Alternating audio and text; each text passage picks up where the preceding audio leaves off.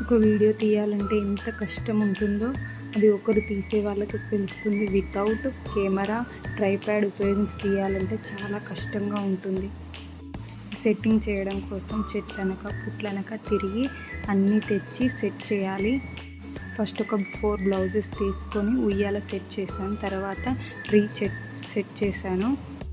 మామిడి ఆకులను తెప్పుకొచ్చి అలా చెట్టు లెక్క చేశాను.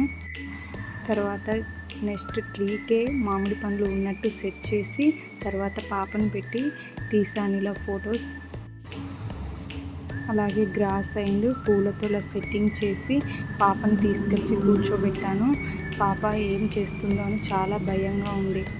పాప ఈ మంత్లీ షూట్ తీసేటప్పుడు చాలా ఫీవర్గా ఉండే, అందుకే డల్గా కనిపిస్తుంది ఈ వీడియోలో.